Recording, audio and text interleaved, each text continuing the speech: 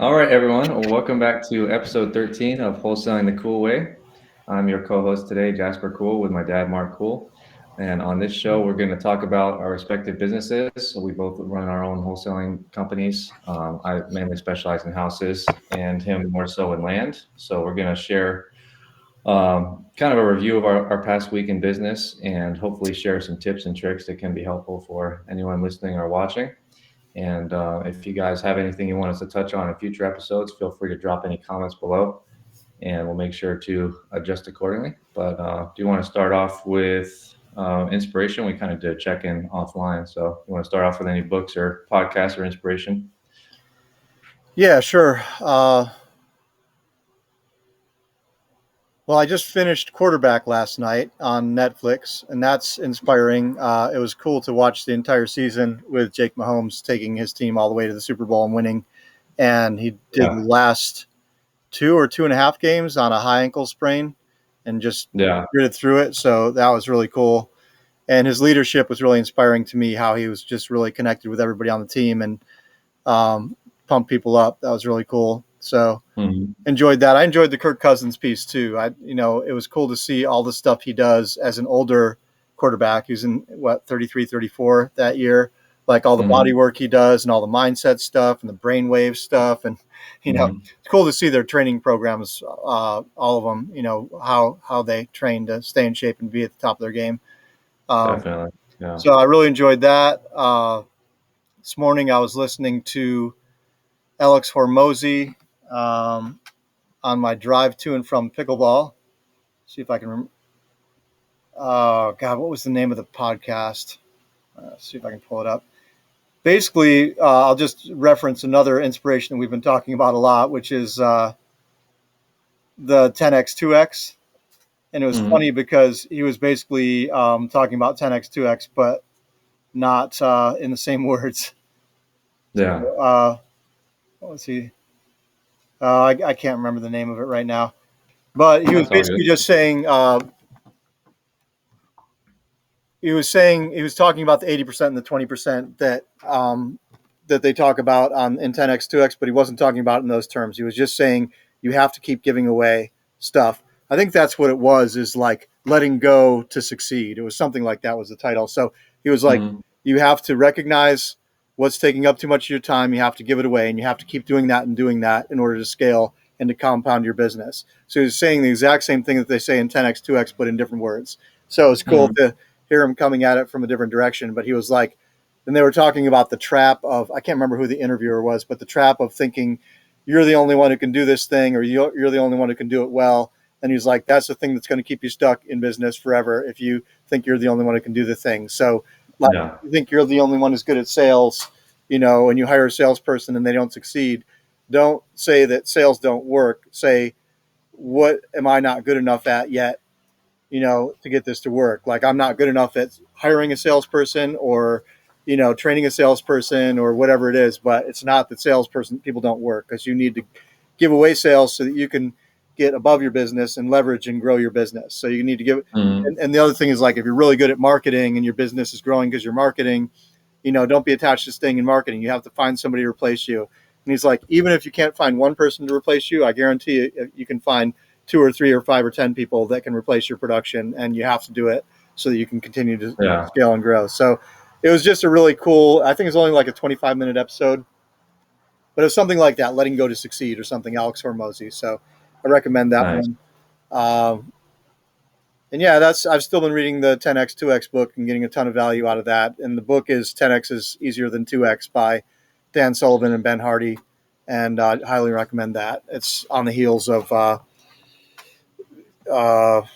what's the other one? Who Not How, Who not how? which is great. Yeah. Yeah, and builds on those concepts, and really good stuff in there. I had a good takeaway from that this week, but I'm not sure if I'll remember it in the moment. But we're just talking about finding your sweet spot and what you're good at, what your 20% is that you're really good at, and staying in that. But they had the most recent chapter I read had a way to drill down on that more. Oh, I was just talking Mhm. about recognizing your past. Just talking about getting less future focused and looking at your past, and not claiming your victories or gratitude so much, but looking at where you've already 10x your life And so 10x is a mindset in that book, not just like, did I make 10 times more revenue, but it's like, where have you 10x your life, and Yeah. recognize the areas where you've 10x your life. So I started making a list of that. And it was really productive for me to just look at the areas where I've already 10x my life, and Hmm. like for me, like I could say pickleball, it's something I love, but like I was just like started off not knowing what I'm doing. And now everywhere I go, people want me to teach them, you know, like people who are not as good as I am want me to teach them how to play or ask me for tips, because I've gotten really good. So I 10x that to some degree. And then like my old truck, and now I drive a Tesla, like I 10x my quality of life in my vehicle world, my Hmm. relationship. I've been looking for a relationship for years, and I have an amazing woman in my life, and we have a really great relationship. So a lot of things Yeah. like that. I could think, I was able to list multiple things where I've 10x the quality of my life in areas. So Hmm. anyway, that was really a good chapter that I read last in that, and I'll stop there. That's a few things I've taken some time, but Yeah, I love that book. I've got that book on my shelf here so I can look at it yeah, and it'll be a reminder for me. that's definitely a reread worthy book. Like Yeah, one to read once a year. Yeah, definitely. Yeah. Yeah, awesome. Well, yeah, for me, I didn't do much reading this week, but I was watching Shark Tank this week, and I really like that show. yeah, And that's always inspiring for me. And I wanted to share this one with you specifically. It's called Paddle Smash, so you gotta check that out offline. But it's they combined spike ball and pickleball, and so I don't know if you've seen spike ball, but it's like yeah. I a have. you Yeah, set it up on the beach typically, and it's like handball, but you bounce it off this like thing, and then yeah, I I don't listened totally know to how to the play. How I Built This with that guy, and it's a really great episode. The spike Okay. ball guy. Yeah, Yeah. Yeah, well, it was cool, and it was, to your point, we talked about this online and offline, but they're crushing it, and they're a very new company, and they've already got all these purchase orders with Dick's and I don't know all the sporting goods names of their stores, but they've got Dick's and all the competitors of Dick's already carrying their product, and I think these guys are less than a year old, and nice, they're crushing it. And what he was just saying is that right now anything related to pickleball, these stores are just gobbling it up. Like they can't get enough pickleball stuff on their shelves, and so they've been able to ride that wave with their company already. But it's also a fun idea. It looks fun, so I would definitely try that if I was at the beach. So yeah, there was that. That was really cool. And then there's this other idea that was called Buenas Papas, and they're actually from Raleigh, so that was kind of cool. But they started like a food truck first, and then they started like a small store, and now they're growing. Like they're opening a couple stores in Miami, and they have multiple in North Carolina now. But they do fries, but they like load them up like with a bunch of toppings and stuff. So you kind of build your own like loaded fries, but they were crushing it too. I don't remember the numbers on both of these guys, but they were well into seven figures already in only a year or two in business. So that's nice. inspiring. And I always enjoy watching that, and also learning about the sharks too. There was a new shark. I don't know if I mentioned this to you the week prior, but um, his I forget his name, but he built a company called Fanatics, which basically they sell all the sports gear. Like if you want to buy a jersey, you buy from Fanatics. So they're huge, and I think he said his Fanatics business is valued at like $30 million or something, or sorry, $1 billion, $30 billion, Wow. and they do like $8 billion a year in revenue right now and growing, and they sell every uniform or jersey for any sport ever. So that's pretty cool. Yeah. And there was him, and then there's the other guy. I think it was Jason Blum or something, and he does horror movies. And I've heard of like all the movies that he's done, but I never heard of him. And so his philosophy is to make the movie as cheaply as you can, and then but like by not paying the actors money up front necessarily, pay them a small salary up front, and then they get a I don't know if it's 50%, but they get a decent portion of the profits. And so they still make a ton of money, but they don't make it on the front end, and that's how he's been able to scale his. Like he has a production company. He does a few things now, but he started with that production company, and that's how he was able to scale that because he didn't have to get all this capital to pay actors up front. He was like, "Hey, I'll pay a small salary up front, and then you'll participate in the upside of the movie." So I thought that was really cool, Yeah. and I'm sure other people have copied him now, but I thought that was a cool idea. I never knew that people did that in movies. Well, Um, it incentivizes them to do good acting and do a good job too. yeah, Right? Like if you get paid up front, it's kind of like sports athlete who gets the really big contract. Like it could go either way. Yeah, They could be like, okay, I got paid, I'm not doing anything, or exactly. you know, Yeah, or they could yeah, work harder. But if you don't get really paid unless you create a quality product that incentivizes you, yeah. yeah, yeah. So that was cool to learn about his background and stuff. And his first movie he shared, I think it was like 15,000 was the budget or something. It was filmed in the house. It was like 2 or 3 actors, and that movie made over $100 million. So Wow. it was just like crazy. Really cool to hear about these guys' success. So yeah, I'll stop there. But I enjoy watching that show, especially when they bring on like new sharks. I can learn about those guys too. So that's Yeah, cool. so that's cool. Yeah, I love that show too. Yeah. So yeah, that's it for a check-in. So do you want to start off with business check-in, victories, any stories from any deals you got? Yeah, I'm just standing up because I got enough battery charge now. I don't have to sit there with my face in the sun. All Um, right. able to unplug my laptop. Yeah. So I was just pulling up my phone to go through the KPIs really quickly. I had it open a minute ago. Let me just grab it.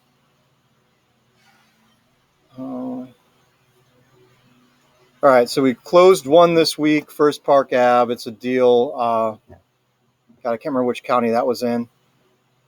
I'll touch back on that in a minute, and then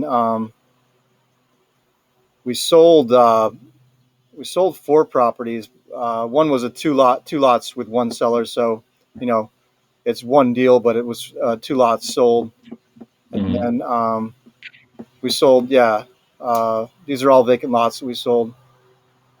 Conway Nice. Drive. Yeah, so we sold 4 vacant lots, and then looking at the acquisitions numbers, we did one contract this week, so that's a little bit low for us. But yeah. All right, so I'll go back through and just do some detail underneath that. So the one that we closed, First Park Ave. This one was an Odyssey. It was a deal that we've had for probably 3 or 4 months, I would guess. I'm not looking at my numbers in terms of the timeline, but I would guess we contracted that like 4 months ago. Most of our land Hmm. contracts we do like 120 days at this point, to just because of stuff that could be issues. So Uh, we couldn't really find any buyers on this, and then we had possible issues with whether it was going to perk or not perk. So we actually had to pay for a soil scientist to go out there and inspect it. And then he said it would perk, but only in this certain part, and it might be a special type of system, which is more expensive. We ended up selling it to a neighbor, and I think I mentioned this before in our podcast, but neighbor letters, and I have a TikTok about this too that it's gotten a lot of hits, but neighbor letters are solid gold for us. I don't know, again, I don't have the numbers in front of me, but we've sold 4 or 5 deals this year to a neighbor of a property that we have under contract. I think, yeah. I don't know if this is effective with houses, Jasper, but with land, a lot of times the neighbor who has the lot next door or behind the lot or whatever wants that lot because they don't want somebody to build next to them, or they want a bigger lot, or they even want to build a house for a family member. So it's Hmm. really good. And in this case, this lot was directly across the street from the guy who ended up buying it, and he wants to put a mobile home on there for like his mom and dad or something. So that's how it ended up selling. But it was one of these things where, I've been practicing Spanish for a while and I'm still not as fluent as I would like to be. This guy is a Spanish speaker.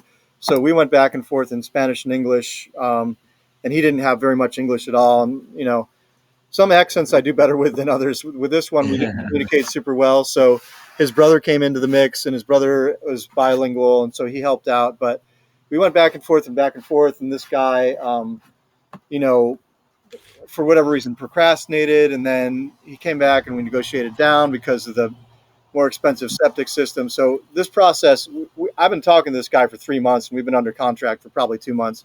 We finally closed Yeah. it. You know, That's awesome. so yeah, and Duncan, we've mentioned Duncan a lot. He'd get some plug on our podcast, but Duncan went out twice and met with these guys. He went out once to get the EMD and get the contract signed because we couldn't get him to do it e-sign. The guy didn't have email. Here's another wrinkle, right? That some people just don't do email, and he was trying to like use his son's email, and I was like, no, dude, you got to have your own email, So finally, we're just like, Duncan, can you go out there and just get this guy to sign the purchase agreement and get a Yeah. security deposit from him? So he did that. Guy gave him $1,000 cash, which I thought was crazy, but we got that to the lawyer in the form of a cashier's check. And then for the closing, same deal. Like the guy, we were supposed to close on Friday. We didn't close. He had some issues or whatever. And then I think finally on Monday, Duncan went over there and got him to sign everything with the buyer docs. And he this time got a cashier's check, not $7,000 in cash. I think it was like an $8,000 purchase. That's good. Yeah, and we got it closed. And it was like the kind of deal where this is one of those ones too that you'll run into on deals where the seller was completely freaking out because it was Friday and she thought we were closing on Friday, and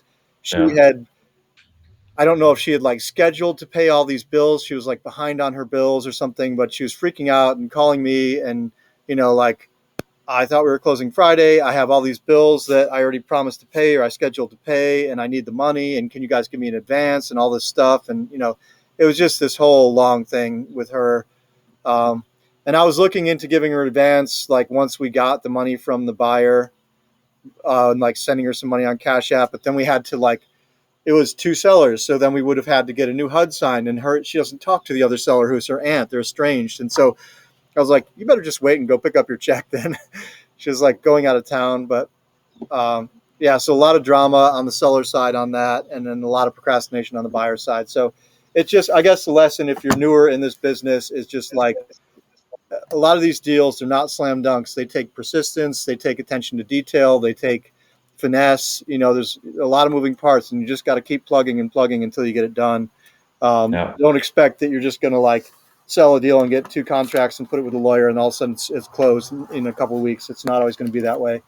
I think those happen maybe half the time. You get the slam dunk deals where everything happens, but the other half of the time, especially in the land business, you're going to be dealing with other things, and you're dealing with humans, buyers and sellers who have issues and work schedules and, mistrust issues, whatever it is. You just have to power through it. So, I don't know if I have a lot of stories around the solds. I do, but the 2-lot package that we sold has had a similar issue that's been dragging on. I'll try and keep it brief when I hit on that one. The other one that we sold, that one, 2 of the other ones that we sold very quickly. So that's really nice because, like I said, we just had this 4-month closing process with this one. I think we got the other 2 that sold that aren't the 2 lots combined. I think we had them under contract for less than 2 weeks and they sold. So that's a huge victory for us. I would say, what I've learned with that is just continuing to build our buyer list. And the more buyers you have on your list, the easier you're going to sell things. So the importance of building a buyer list is in there. Also, we do scraping on PropStream for buyers in the area where we have properties, and then we skip trace them and send them a text. If our initial push doesn't work with our buyer list, then that's like the next thing we do. We send out neighbor letters. We do the buyer list, and then if we don't get anything, then we've got like a PropStream scraping, skip trace, and send it out on the text platform to all these buyers. And if we don't get anything there, then our last fallback is Facebook Marketplace, which is the last thing we want to do, but we end up selling properties on there. And the reason it's the last thing we want to do is because you get a lot of tire kickers on Facebook Marketplace and a lot of low ballers and all this stuff. So it's just filtering through a lot of stuff. And so that'll take me back to the other one, and I'll wrap up on this. But so on the one with the 2 lots, we found a JV partner on this. I don't even know if they came from Facebook Marketplace, but I think they did. But and we didn't qualify them. So I just want to talk about, in terms of tips for people who are starting out or just newer in the business. Like, if you get somebody who wants to JV with you, I would recommend qualifying them. And I actually am creating a document today based on our experience with this JV partner, because they have been a huge time waster for us and energy drain for my whole team. And, we have a 6-person team. And I think they've bothered almost everybody on my team at this point, and the closing attorney. They've just hassled the closing attorney so much that the closing attorney actually sent, I've never seen this before, but he sent an email to the group thread with this JV partner, and he said, the person's name, I'm not going to say their name, I am blocking you on my cell phone. If you need to reach out to me, email me. We'll get more done that way. You're calling me way too much. So That's the kind of person this is. And they called me one time, and I was like, I didn't know who it was, but I picked up the phone because it was business hours, and it was this person, and I was just very short with them, and just was like, "We'll let you know when we hear something." And they were trying to talk and talk and talk, and I was like, "We'll let you know when we hear something." And then finally they hung up, but then I put their name in my phone so that I would never answer their phone again with them. So my impression of them is that maybe it's their first deal, or maybe they haven't done many deals at all. So they're like a dog Yeah. with a bone, and they think that if they make 100 phone calls and bother everybody a ton, that they're going to get something done, but they really don't know what they're doing, and they're driving Yeah. everybody crazy. So, so if you're a new wholesaler, trust the process and trust the veterans and trust the attorneys. Don't make 1,000 phone calls and bug everybody. Ask what you can do and if you can be of service. And if you're somebody who's been around and you're thinking about JVing with someone, I would recommend asking them, how long have you been doing this? How many deals have you closed? How many deals have you closed this month or this year? Um, or whatever else that you can think of to ask them to qualify them, because I asked my team to qualify them and they didn't qualify them. But I would guess if we did ask those questions, this would be, they've done one or two or three deals, maybe. I don't know. It's just, Yeah. we've closed like 40 deals this year. That's the contrast. It's like, we know what we're doing. Stop bugging us and just trust the process. Hmm. So, and the reason that there's this craziness too is that they told their buyer they would close in 3 days.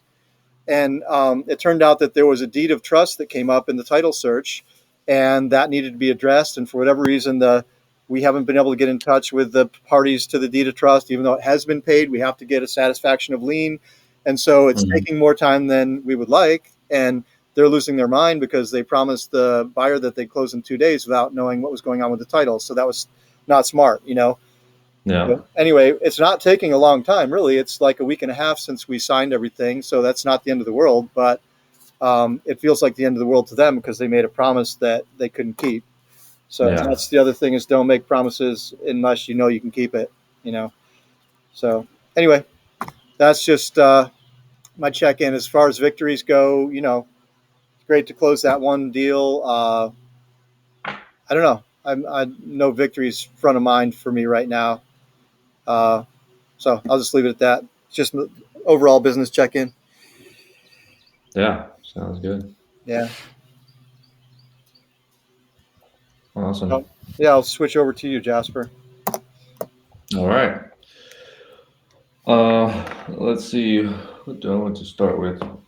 I guess I don't know if this was helpful when I did this last time, but if anyone, yes or no, just leave a comment and then I'll know for next time. But I'll do a brief breakdown like I did the last podcast we did, just in case this is helpful for anybody. So I'll touch on KPIs quickly first. So for this past week, we closed 3 deals, and that was a huge victory for us. But other than that, it was a very slow week. So goose eggs on everything else. But we did have one cancellation, which I treat that as a victory because I'm trying to focus on bigger deals in my business and not doing frequent smaller deals, but rather I'd rather do fewer larger deals. So I contracted a deal and marketed it pretty hard, like did most of the things you touched on, except for marketing on Facebook because I'm banned. But but I did everything else, and I had a bunch of offers, below my contract price, and then I had one offer that would have net me I think $3,500, and so tried to renegotiate with the seller, and he just wouldn't take it. I guess he might have had another offer on the table or something. So we just canceled it, and that felt empowering for me. One, because it's nice to kind of clear the board of deals that you aren't gonna do anything with, but also for me, I think it's a mindset thing where I'm not gonna take 3,500. I'd rather do a bigger deal. So hopefully that's gonna make room for this coming week. Maybe we'll get a really good contract. So I'm optimistic for that. Yeah, that's But I'll great. touch on the 3 deals that we did close this week. So that's a huge victory, and I'll touch on these briefly. So the first one, I think I touched on last time, but this was a challenge for me because I had assigned it to the transactions company that I hired to work with me, and they dropped the ball pretty hard on it. Yeah, So you should probably put in a warning for people who are listening not to work with that company. I don't remember their name, but yeah, I guess I will mention that. If anyone is thinking I feel bad because I think earlier on I was excited about it and I mentioned that on this podcast. And I think it's always good, for newbies listening, it's always good to try things. But when you find out they're not working, cut them as fast as you can. So that would be my advice. But yeah, anybody, if you're listening to this like a year from now, maybe they will have improved. But in the short term, I would not recommend working with. It's called Easy REI Closings. So they tout it as something where it's like you hand them the contracts and you just sit back on the beach and they close your deals. But that was the exact opposite of my experience. So it actually became double as hard on all the transactions as they had because I wasn't in direct communication with the attorney and I had no idea what was going on. They provided no updates, and they also, in talking to the attorneys and then the sellers and buyers, they didn't do anything. They didn't even communicate with them at all. And even though they were telling me that they were, so whatever, I don't need to harp on that. But this deal was with them, and then it came back on my plate, and it was supposed to close on October 16th. And thanks to the transaction company, it didn't close until this week. And if I hadn't got involved, I don't think we ever would have closed it because they told the attorney and me that they had the seller doc signed on Tuesday, which would have been October 17th. And so I followed up every single day leading up until that Friday. And then I was like, okay, enough's enough. But if docs are signed on a Tuesday, for those who don't know, typically it's FedEx overnight when they're not signed in office. And so for that to take more than 1 to 2 days is really a red flag. So by Friday, I was like, okay, clearly you guys either didn't do it or I don't even know what was going on. But thankfully, the seller was willing to sign again, and so we got them on Monday, and then we finally closed it this week. So they But could have killed. They could have killed your deal, basically. Yeah. yeah, because basically my buyer was, to their credit, ready to close Monday. They had already wired in funds on Monday. And so every day they're getting more and more increasingly angry, rightfully so, because if I was Yeah. buying a property and my funds were just sitting there, this property was $80,000. If my $80,000 is just sitting there and I still don't own the property 5 days later, I would be pissed. Yeah. And so they were threatening to walk, and I relayed that to my person that I was working with, and she just didn't care at all. And so thankfully, I got involved with the attorney directly, and the attorney was actually really good. And the good thing and the bad thing there is that, like, I thought this whole time it was the attorney's fault because that was kind of what was portrayed to me, but it wasn't. These guys are actually solid. And so I have another deal with them that was, set up by this company, and I was gonna like switch it to another attorney, but actually turns out these guys are perfectly competent. It's just the other company was not. And they were trying to Um, pass it off on the attorney. yeah, 100%. Because when I reached out to them, they were helpful. They sent me a new FedEx label. They sent me the seller docs, everything. We got it re-signed. Everything was good. And they called me to verify my wiring instructions. This was my first time working with them, and they wired me the money, no problem. And so I had a positive experience with them, which is a good thing for me because I always like meeting new attorneys. Yeah. And but it was a challenge. So, anyways, I think everyone gets the gist of that. But I'll do a breakdown here just of the deal itself in case that's valuable for people. So, one tidbit I wanted to share, with you, Dad, and anyone listening, is that this was my first time attempting this type of marketing list, and it paid off on this deal. And I have a few other leads in my system that hopefully will pan out. But essentially, I had closed 3 deals within the past 6 months. So earlier this year, in this one neighborhood in Rayford. And I noticed that after I closed the second deal, I was like, oh, the second deal there. And then when I closed the third one, I was like, oh, it's the third deal. It's not a big neighborhood. And these are like manufactured homes. They're typically built from the 80s to the late 90s. And it's just like a little neighborhood, like a subdivision. And they're all that. They're all manufactured homes, on the land. So the owner owns the home and the land. And I had done 3 deals there in 6 months. So I was like, oh, that's kind of cool. So I went on PropWire, and for those of you listening, it's a free data website where you can pull data for free. It's called propwire.com. And so I went on there and I drew just a circle around this whole neighborhood, and I just bought all the data, no filters. And I did that because it was only a few hundred records. So if I'm wasting some money on properties that are recently sold, that's fine. And so I did that, and that's where that deal came from. This deal that I'm talking about. So that was Nice. pretty cool. One, because I paid for skip tracing, but a couple hundred records is only like a couple dollars, and the list was totally free. So it's a very, very cheap for any newer investors listening. Very, very cheap because all you have to do is pay for skip tracing. And my dad and I use direct skip, and you can get it as low as 6 cents if you buy in bulk. So I don't know the math off the top of my head, but a few hundred records is literally less than $10 to get it skip traced. So yeah, so that was where this list came from. It was just literally from drawing a circle around this neighborhood that I had closed multiple deals in, and everyone who owned a property in there, and then we marketed to them, and we found this lady on there, and we closed the deal. So I thought that was pretty cool, Yeah. and now it's something I actually implemented as a standard practice, but I'm doing it for every closing. So now, anytime I close a deal, I'm gonna pull the entire neighborhood of that deal. Not the whole city. That would be a bit ridiculous, but I'm pulling the whole neighborhood of the deal, and I'm gonna market to them. And hopefully, this will lead to more deals in the future. And obviously, we already have a buyer there if we do get more deals. Yeah. So That's a great idea. yeah, yeah. So I was excited that it panned out on this, and like I said, I'm excited to try it moving forward and hopefully get more deals from that because it's a very cheap way to get leads. So And that's yeah. propwire.com. I did type that while Jasper was talking. PROP wire.com. It's free. You can pull records for free, search for free. Very similar to PropStream, which I pay a subscription for, but it's free. So the only Yeah, drawback on that is if you're doing land, they don't search by APN right now, which a lot of land records don't have a street address. So you can't do as much with land on PropWire. But you can still search for vacant land that has a street address. So you can still do stuff there. yeah, yeah. And the other thing I mentioned was directskip.com. If anybody's looking for skip tracing, if you sign up with them, I think you can get 500 skips for free. So, and then it's very affordable. It's good data that we both use. So, Yeah. so yeah, that was a breakdown on that first deal, and hopefully that's helpful. I'll do a much more brief breakdown on these other two because they weren't nearly as difficult. So this other deal was in Spring Lake, North Carolina. It was also another mobile home. So for also newer people listening, I think a lot of gurus and other people preach like to go after a specific target of homes if you're targeting homes.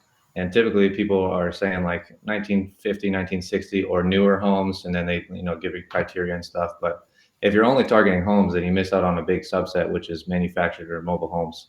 And you can definitely close deals on those. It's something that I missed in my first couple of years wholesaling. I was doing the thing I just mentioned. I was only going after single family or duplex, stuff like that. And anytime I would get a mobile home, I would just cast it aside because I didn't know how to work with them. And sometimes it can be difficult. Like I've shared stories in the past where, we have to get like a replacement for the serial plate or data plate or whatever. And sometimes that can be a headache. But overall, I've closed a bunch of deals for mobile homes this year and last year, and they've been a good source of revenue for us. So just wanted to share that with people. But this deal came from, let's see, it came from texting, as most of my deals have this year. And I'll just share this briefly. So we launched this campaign initially in January of this year. So just showing people that it does take, some follow up sometimes to get these deals. So we launched it in January, and then the lead came into our system also in January. And so we followed up with them for how many months is that? Like 10 months. 9 months. Yeah. Yeah, 9 months. We followed up with these people, and I'm just looking at it here. We followed up with them 18 different times by phone, and more times than that by text, and we finally got them. And so we got them about a month ago, and then we sold the property, and this one we double closed on, and it was a pretty smooth deal overall. So I can't complain there. But just wanted to share that with people that this came in January. We followed up for 9 months, and then finally paid off here in October. So Yeah. Follow up is so important. yeah. And yeah, that was smooth overall. So no challenges on that one really. And then last deal this week, I'll do a quick breakdown on. This one was in Hickory, North Carolina, and I'll just share where this deal came from. So this was also from January. The campaign was launched in the end of January this year, and the lead came in same thing in January, and we followed up with him for quite a while. But it was less than 9 months. I think we got him in April or May of this year, and then the actual closing was the thing that we had to continually follow up and work on. Was this with that So company again? what's that? Was the closing with the company, the transaction company? No, this one wasn't. So this one, like I said, we contracted in April. I'm just looking at it now, and we contracted in April, and it was actually a deal that I was ready to walk from because we contracted in April. I was calling seller, calling seller, calling seller, and trying to get our closing set up. And at the time when we contracted it, his nephew was living in the place, but we had agreed, we'll close once it's vacant because he wasn't paying rent or anything, so we weren't gonna inherit that tenant since he's not he's not a real tenant. And so I was, continually following up with him, and he was just like not showing any signs of urgency at all. And then he was like, "Can you close with him?" And I was like, "No, we already agreed, in writing and verbally that we're closed once it's vacant." And so, anyways, I followed up with him probably until like the end of June, and we had it contracted in April, like just following up, seeing if there's any sort of timeline in place for his nephew to move out, so we could actually, plan accordingly and try to close it. And we were just not getting anywhere. So I kind of got frustrated with it, and I just left him with uh, I just left him like, we can close whenever it's vacant, but I'm not going to continue like bugging you about it. It doesn't seem like you really care. And so at that point, I figured, I wasn't going to hear from him, and he'd probably just sell it to someone else. Did But you have a buyer on the hook the whole time? no, no. Okay. So yeah, no, You weren't even because going to market it until he was told it was vacant. exactly, yeah, Okay. because yeah, in this case, like it was a good deal on paper, and so I figured I could find a buyer pretty quickly.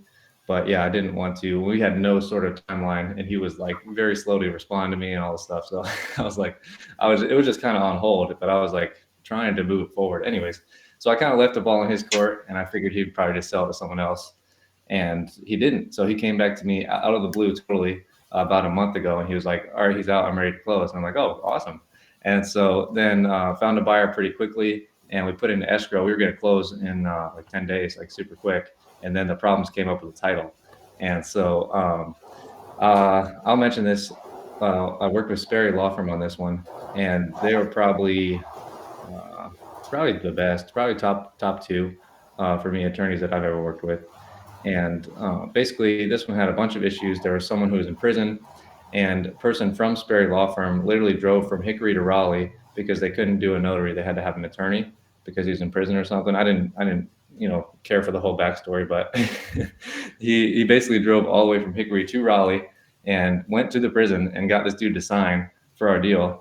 And that was just one of 7 errors. And so, and so that was one. And then there were 7 other errors, and then they were just working tirelessly, these guys, and I pretty much had to do nothing, which was amazing and a really, really good experience because they were updating me along the process and doing all the stuff. And then we had to delay closing. Oh, sorry, my dog is going crazy.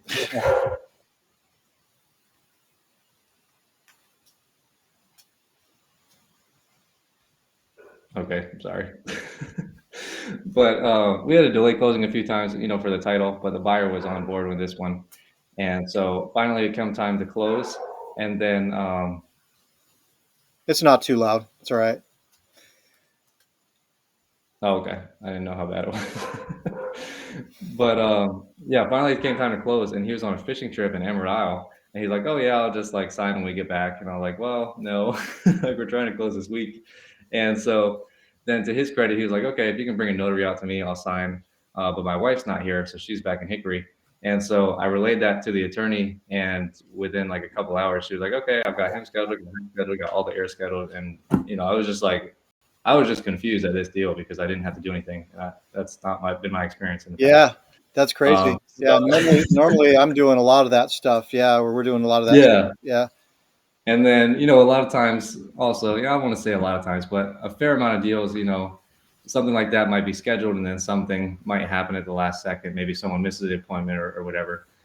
So I followed up with her the day prior, and I was like, "Hey, just making sure everyone's signed and everything's good." And she sent me back all the scanned docs. There's, like I said, 7 errors, and everything was good to go. And it was just super smooth. So obviously, the deal wasn't totally smooth, but the experience with the attorney was That's amazing. great. Yeah, it's so Um, nice. so yeah, I'll send you her information offline because she is accepting closing. So if you want to work with her, I'm definitely gonna They're send you in the some closing. Charlotte area though, right? Yeah, they are in Charlotte, so it'd have to be remote, but most of my closings are remote anyways, even with Yeah. our attorney in Raleigh. So I'm gonna probably try them out a couple times. Yeah, I'd love to get her info. I had one question about this too, just for Yeah, people listening too, as far as process goes. You had him under contract in June, I had my contract in April, so we first signed a contract in April. and then he came back to you and was ready to close recently. So did you execute a new contract with him at that point? Did you have to have him re-execute? No, no, I didn't. So to his credit, he was just a man of his word. And like I said, I didn't think that that was going to happen. I had assumed this deal was dead. And I actually marked it dead in our system, you know. But he literally reached out to me. Like I said, it was about a month ago, or maybe the beginning of this month. And he was like, "Hey, he's out. I'm ready to close." And so no, I had my contract executed. I'm looking at now, April 28th. And like I said, I kind of gave up with him at the end of June, so about 60 days later, and then he came back to me. So But there was no expiration on your contract? I mean, yes. I mean, my contract does technically say no, but I mean, he could have sold it to someone else. I didn't file a memorandum or anything like that. So But so, yeah, the question is like, I mean, for us, we do 120-day contracts. So if that guy was with us, that contract would have been expired. And we would have had to yeah, execute a new contract for the closing attorney to have a current contract to work with to close the deal, right? yeah, we just didn't do that on this one. But you just gave them the original contract and there was no expiration on it. Yeah, there's no question asked. I mean, we had 60 business days on there, so that's around 100 days or something, I guess, if I was to sparse it out. But no, they didn't ask for an updated contract, but I'm Okay. sure he would have signed it Okay. if he needed to. Yeah. I was just But wondering about yeah, that. on this one, like when I do have a deal where I have a buyer lined up or something, and it's like we're ready to close, and then maybe the seller ghosts me on that, I'll definitely file a memorandum and do all this stuff. But on this one, like we really didn't make any progress, so I was just kind of like, okay, you know, if you want to sell it to someone else, that's fine. So I didn't file a memorandum, I didn't do any of that stuff. But to his credit, he, you know, followed up with me, and he was willing to get the deal done with us, so that was nice. Nice. Yeah, but yeah, so that's it for my deal breakdown. Other victories this week was our launch control accounts both came back up and running.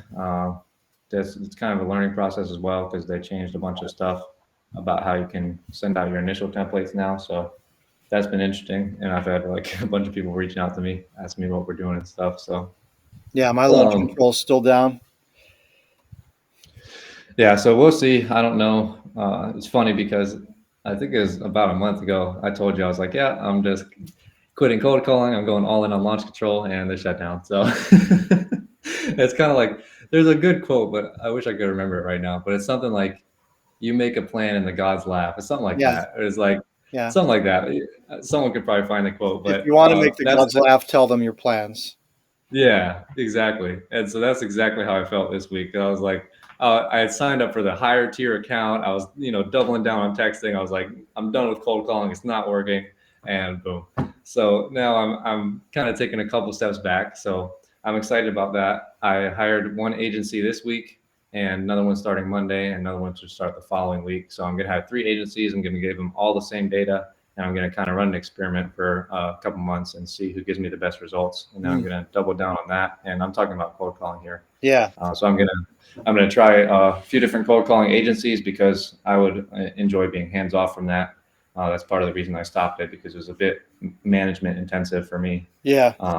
And I wasn't getting results, right? So if I was getting results and it was management intensive, okay, I'll either put up with it or I'll hire someone to manage, but I wasn't getting the results. So I'm going to try, you know, a few other companies and hopefully get better results. And I've already got some good leads this week from the first one, so I'm excited about that.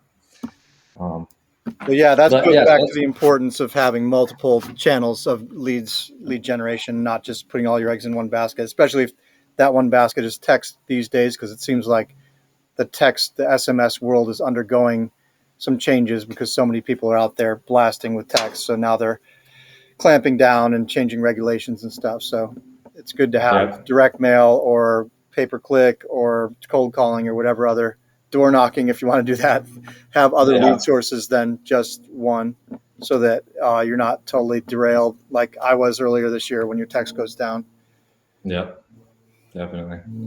So yeah, so we'll probably be moving into cold calling and maybe some of those other channels you mentioned, maybe online ads or direct mail or something in the future, just to, like you said, spread our efforts out a bit more. So yeah, so there's that, and then yeah, I guess that's pretty much it.